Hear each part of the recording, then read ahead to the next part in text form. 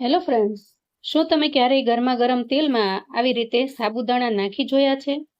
આનાથી એટલી લાજવાબ રેસીપી બનીને તૈયાર થાય છે કે તમે આ વાનગી બનાવ્યા વગર રહી નહીં શકો. વિડીયોને છેક સુધી જોજો, તમને બધાને આ વાનગી ખૂબ જ પસંદ આવવાની છે. તો મિત્રો, વેલકમ ટુ માય ચેનલ ધમુસ કિચન એન્ડ વ્લોગ. ચાલો આપણે બનાવીએ નવી જ રેસીપી. મિત્રો, આપણી રેસીપી એટલી સિમ્પલ છે કે એકદમ સરળતાથી અને ખૂબ ઝડપથી બનીને તૈયાર થશે. અહીંયા મેં 2 બટેટા લીધા છે, એક મોટું ને એક નાનું છે. તમને અનુકૂળ હોય એવી રીતે તમે 2 કે 3 બટેટા લઈ શકો છો. હવે આ બટેકા છે એને આપણે છાલ ઉતારી લેવાની છે. તો અહીંયા મેં બટેટા છે એની છાલ ઉતારી લીધી છે. હવે આવું મોટું વાસણ લઈ અને આવી ખમણી લેવાની છે કે જેમાં આવું મોટું ખમણ નીકળતું હોય. ઝીણું નીકળે તો પણ ચાલે, મોટું હશે તો આપણી જે વાનગી છે એ સરસ બનીને તૈયાર થશે. હવે આને આપણે અહીંયા ખમણી લઈએ. તો જો આવું સરસ મોટું ખમણામાં બનીને તૈયાર થાય છે. તો આવી રીતે 2 બટેટા છે, 2 બટેટાને હું ખમણી લઉં છું. ખમણતી વખતે આપણે ખાસ આમાં આપણો હાથ ના આવી જાય ધ્યાન રાખવાનું. ખૂબ શાર્પ હોય છે, ઘણી વખત આંગળી આમાં કપાઈ જાય આપણી, તો ખાસ ખ્યાલ રાખ. તો અહીંયા આપણા બટેટા છે એ ખમણાઈ ગયા છે. હવે આના અંદર આપણે ખૂબ ઝાઝું પાણી નાખી અને ધોઈ લેવાના છે. આપણને ખ્યાલ છે મિત્રો કે બટેટાની અંદર ખૂબ સ્ટાર્ચ હોય છે અને આપણે આ જે સરસ વાનગી બનાવવા જઈ રહ્યા છીએ તો એમાં આપણે સ્ટાર્ચ બિલકુલ ન હોય એવા બટેટાની ચિપ્સ તૈયાર કરવાની છે. તો આવી રીતે 2-3 પાણીથી આપણે ધોઈ લઈએ. તો અહીંયા આ બટેટાની ચિપ્સને આપણે સરસ ધોઈ નાખી છે. જો પાણી એકદમ ચોખ્ખું થઈ ગયું છે. અને મેં કીધું તું એમ જો મોટું બટેટું લઈએ તો એની જે આ ચિપ્સ છે એ લાંબી સરસ બનીને તૈયાર થાય છે. આવી રીતે કોઈ ગરણી મોટી લઈ અને એમાં લઈ લેવાની છે, જેથી પાણી છે એ બધું જ નીકળી જશે આમાંથી. પછી આવો નેપકિન કોઈ હોય એ નેપકિન પાથરીને, અથવા ચૂંદડીનો કટકો હોય અથવા તો જૂની બેડશીટ હોય જે એકદમ ચોખ્ખી હોય તો એ તમે અહીંયા યુઝ કરી શકો છો. અને પછી આપણા જે આ લચ્છા છે ને આવી રીતે છૂટા છૂટા પાથરી દેવાના છે. હવે આને તમે જો તમારી પાસે સમય હોય ને 2 કલાક પંખા નીચે મૂકી દેશો તો બધું જ પાણી છે એ સરસ ઉડી જશે.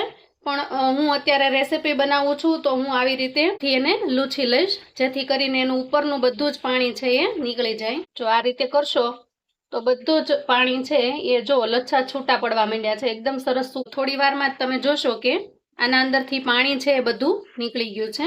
બટેટાની ચિપ્સની અંદર પાણી સરસ સુકાઈ જાય ત્યાં સુધીમાં આપણે આગળની તૈયારી કરી લઈએ. અહીંયા મેં 1 કપ ભરીને સાબુદાણા લીધા છે. તો સાબુદાણાનો ઉપયોગ તો આપણે વ્રતમાં કરતા હોઈએ છીએ, ફરાળમાં ખાવા માટે, ઉપવાસમાં ખાવા માટે સાબુદાણાની જુદી જુદી નવી વાનગીઓ બનાવીને ખાતા હોઈએ છીએ. સાબુદાણાની ખીચડી ખાતા હોઈએ, શીંગ બટેટા અને સાબુદાણાની ખીચડી પણ બનાવીને ખાતા હોઈએ. પણ આજે આપણે સાબુદાણાથી એક અલગ અને યુનિક જ રેસીપી બનાવવાના છીએ. અહીંયા મેં મીડિયમ સાઇઝના જે સાબુદાણા આવે છે એ લીધા છે. આમાં એકદમ ઝીણી સાઇઝના પણ આવે છે અને થોડા મોટી સાઇઝના પણ આવે છે. તો અહીંયા મેં જે મીડિયમ સાઇઝના આવે છે સાબુદાણા એ લીધા છે. કોઈ પણ સાબુદાણા છે એનો ઉપયોગ અહીંયા કરી શકો છો. તો અહીંયા ગેસ ઓન કરી અને મેં કડાઈમાં સિંગ તેલ લઈ લીધું છે. આ રેસીપીમાં સિંગ તેલ હશે તો એનો ટેસ્ટ ખૂબ જ સરસ આવશે. ગેસને અહીંયા આપણે ફૂલ ફ્લેમ પર રાખીને તેલને ખૂબ સરસ એકદમ ઝાઝું ગરમ કરી લેવાનું છે. તો તમે જોઈ શકો છો કે અહીંયા તેલ છે એ આપણું સરસ એકદમ ગરમ થઈ ગયું છે. તો એના અંદર આપણે એક સાબુદાણો નાખી અને ચેક કરી લઈએ કે આપણું તેલ બરાબર થયું છે કે નહીં એમ. તો જુઓ, તરત જ આપણો સાબુદાણો છે ઉપર આવી ગયો છે, મતલબ આપણું તેલ છે એ સરસ તૈયાર થઈ ગયું છે. હવે આપણે આ ગરમ તેલની અંદર જે આપણા સાબુદાણા છે એને નાખવાના છે. થોડા જ સાબુદાણા નાખવાના. તો તમે જોશો કે સાબુદાણા તરત જ ફૂલીને ઉપર આવી જાય છે. જુઓ કેવા સરસ થઈ જાય છે, એકદમ સરસ મોટા બોલ્સની જેમ બની ગયા છે. મિત્રો, રેસીપી એટલી ગજબની બનીને તૈયાર થશે કે આવી રેસીપી તમે પહેલા ક્યારે પણ નહીં જોઈ હોય. ટેસ્ટમાં ખૂબ જ લાજવાબ અને એકદમ યુનિક અને અલગ છે. જો અહીંયા આપણે સાબુદાણા છે એને થોડા જ નાખવાના છે. એકદમ ફૂલી અને જે સાબુદાણાની સાઈઝ છે એના કરતા ડબલ સાઈઝના સાબુદાણા છે એ થઈ જાય છે. તેલની અંદર આપણા સાબુદાણા સહેજ અમથા બ્રાઉન કલરના થાય ત્યાં સુધી આપણે તળી લેવાના છે. જો આ રીતે, અને ક્રિસ્પી પણ સરસ થઈ ગયા છે. જો અંદર સહેજ અમથો શેડ છે બ્રાઉન કલરનો આવી ગયો છે. તો આ સ્ટેજે આપણે આપણા સાબુદાણા છે એને કાઢી લેવાના છે. અને આવી રીતે તમે ચેક કરશો તો પણ તમે જોશો કે એકદમ સરસ ભૂકો થઈ જાય છે. જુઓ સાબુદાણાનો, જો તમે વેલાહાર કાઢી લેશો અંદરથી, આપણા સાબુદાણા છે એ સરસ ક્રન્ચી નહીં થાય અને આ તમે જ્યારે ખાશો ત્યારે તમને દાંતની અંદર ચોંટશે. મિત્રો આ સાબુદાણાનો એકદમ યુનિક અને અલગ નાસ્તો એટલો ગજબનો બનીને તૈયાર થશે કે તમે પહેલી વખત કદાચ આ નાસ્તો જોયો હશે. અને એક વખત ચોક્કસથી ઘરે બનાવજો, ટ્રાય કરજો.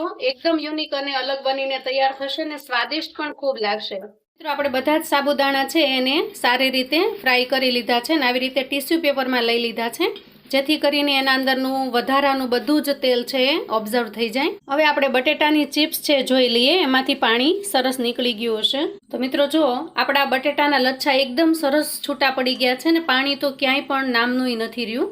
એકદમ સરસ પાણી સુકાઈ ગયું છે અંદરનું બધું અને એકદમ સરસ ચિપ્સ છે એ બધી છૂટી છૂટી થઈ ગઈ છે. તો આ તેલની અંદર જ આપણે આપણી જે ચિપ્સ છે એને સરસ ફ્રાય કરી લઈએ. મિત્રો એકદમ સરસ તેલ આપણું ગરમ છે એટલે આપણી જે ચિપ્સ છે એ એકદમ ઉભરી અને ઉપર આવી છે અને થોડી વારની અંદર તમે જોશો કે એકદમ ક્રન્ચી અને કરાર બનીને તૈયાર થશે. આવી રીતે એને ચિપ્સને આપણે ફેરવતું જવાનું છે, જેથી એના અંદરનું જે કાંઈ પાણી અથવા તો ભેજ હોય એ સારી રીતે ફ્રાય થઈ જાય અને પાણી અને ભેજ હોય એ નીકળી જાય. તો આવી રીતે એને સરસ રીતે ફેરવતા ફેરવતા તળી લેવાનું છે. તો મિત્રો જુઓ, આપણી ચિપ્સ છે એ સરસ એકદમ સરસ ફ્રાય થઈ ગઈ છે અને એક ટીશ્યુ પેપરની અંદર મેં લીધી છે એટલે બધું જ વધારાનું તેલ છે એના અંદર ઓબ્ઝર્વ થઈ જશે. તમે જોઈ શકો છો કે એકદમ ક્રિસ્પી અને ક્રન્ચી બની છે. જુઓ જુઓ જુઓ, એકદમ ક્રિસ્પી અને ક્રન્ચી બની છે. હવે અહીંયા થોડી બદામ લીધી છે, એને પણ આપણે તળી લઈએ. આપણો જે નાસ્તો છે ખૂબ સરસ રીચ લાગશે, આનાથી ટેસ્ટ પણ સરસ આવશે. થોડા શિંગદાણાને પણ ફ્રાય કરી લઈએ. અહીંયા તમે શિંગદાણા ન નાખવા હોય તો તમે એને સ્કીપ કરી શકો છો, નાખશો તો પણ ટેસ્ટ બહુ જ મસ્ત આવશે. અહીંયા મીઠા લીમડાના પાન અને થોડા મરચાંના કટકા પણ લીધા છે. મીઠા લીમડાના પાનનો ટેસ્ટ ખૂબ સરસ આવે છે. આપણે બહારથી જ્યારે ચેવડો લાવીએ ત્યારે એમાં મીઠા લીમડાના પાન જે સરસ તળાઈ ગયા હોય છે એ ખૂબ ટેસ્ટી લાગે છે.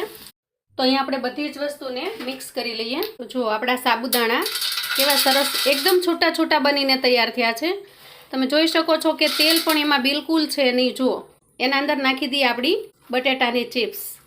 આને તમે મિત્રો લુખી પણ ખાઈ શકો, એમનેમ પણ તમે આને ચાની સાથે કે કોઈ ટોમેટો ચટણી કે કોઈ ચટણીની સાથે એમનેમ પણ આ ચિપ્સને તમે ખાઈ શકો છો. શિંગદાણા નાખીને જો તમે બનાવશો તો શિંગદાણાને બટેટાનો ચેવડો પણ બની જશે. તીખો અને મીઠો બંને ચેવડો પણ આનાથી બની શકે છે આ ચિપ્સથી. આપણી ચેનલ પર આ ચેવડો બનાવવાની રેસીપી છે, બહુ અગાઉ મેં નાખેલી છે. અહીંયા આપણે આ બધા મસાલા કરી લઈએ. આપણી જે આ રેસીપી છે ને એકદમ રીચ બનાવવા માટે મેં અહીંયા થોડી કાળી દ્રાક્ષ નાખી છે અને થોડી આ લીલવા દ્રાક્ષ જે પીળા કલરની છે એને પણ નાખી છે. આનાથી એકદમ રજવાડી આપણો ચેવડો બનીને તૈયાર થશે. અહીંયા થોડું સંચળ નાખ્યું છે. તમારે મીઠું નાખવું હોય તો તમે મીઠું પણ નાખી શકો છો. સંચળ ઉપવાસમાં લગભગ સંચળ ખાતા હોય છે એટલે મેં સંચળ એડ કર્યું છે અહીંયા. અને અહીંયા 2 ચમચી જેટલો આપણે નાખશું આમચૂર પાવડર. આમચૂર પાવડર છે એ તમને સ્વાદ પ્રમાણે તમને ફાવે એટલો તમે નાખી શકો છો, પણ એનાથી ટેસ્ટ ખૂબ મસ્ત આવશે. લાલ મરચાંનો તમે ઉપયોગ કરતા હો તો નાખી શકો છો. બાકી બને ત્યાં સુધી આપણે ઉપવાસની અંદર બહુ ઓછા મસાલા ખાતા હોઈએ એટલે મેં બહુ ઓછા મસાલા યુઝ કર્યા છે અહીંયા. અને અહીંયા 1 ચમચી જેટલું ખાંડનું બૂરું એટલે કે દળેલી ખાંડ નાખી છે. આમચૂર પાવડરની સાથે ખાંડ નાખશું તો એકદમ સરસ ટેસ્ટ બનીને તૈયાર થશે. આ બધી જ વસ્તુને આપણે સારી રીતે મિક્સ કરી લઈએ. ફરાળમાં વ્રતમાં તમે આ ખાઈ શકો છો અને એકદમ યુનિક અને અલગ રેસીપી બનીને તૈયાર થશે. તો મિત્રો, વ્રત ઉપવાસ હોય, ફરાળ હોય કે આ નવરાત્રિમાં 9 દિવસ તમે માતાજીના નોરતા રહેતા હો તો તમે આવો સરસ નાસ્તો બનાવી અને તૈયાર કરીને મૂકીને રાખી શકો છો. આને તમે 15-20 દિવસ સુધી એકદમ સરસ રહેશે. 1 મહિના સુધી જો એરટાઈટ ડબ્બાની અંદર ભરશો તો 1 મહિના સુધી આને કશું જ નહીં થાય. તો મિત્રો, તૈયાર છે સાબુદાણાને પલાળ્યા વગર કે સાબુદાણાને બાફ્યા વગર એને સરસ મજાનો આપણે અહીંયા ચેવડો બનાવીને તૈયાર કર્યો છે. તો તમે લોકો પણ ચોક્કસથી ઘરે ટ્રાય કરજો. આવી રીતે તમે કદાચ બજારની અંદર પણ ક્યાંય સાબુદાણાનો ફરાળી ચેવડો મળતો હોય એવું જોયું નહીં હોય. તો મિત્રો આવી યુનિક અને અલગ વાનગી જોવા માટે ચેનલ પર જો તમે નવા છો તો ચેનલને પ્લીઝ ચોક્કસથી સબસ્ક્રાઈબ કરો. તમને મારો વિડીયો ગમે તો લાઈક અને શેર કરો. હા, તમારા મિત્રો, સગા સંબંધી બધાને મોકલી આપો જેથી કરીને આવી નવી રેસિપી વિશે તેઓ પણ જાણી શકે. મને આશા છે કે મારો આજનો વિડીયો તો તમને ચોક્કસથી ગમ્યો હશે. મિત્રો લાઈક ચોક્કસ કરજો અને શેર પણ કરજો જેથી આપણી રેસિપી છે એ ઘણા બધા લોકો સુધી પહોંચે અને બધા જ લોકો આ નવી રેસિપી વિશે જાણી શકે. તો ફરી મળીએ નવી રેસિપી સાથે. આવજો મિત્રો.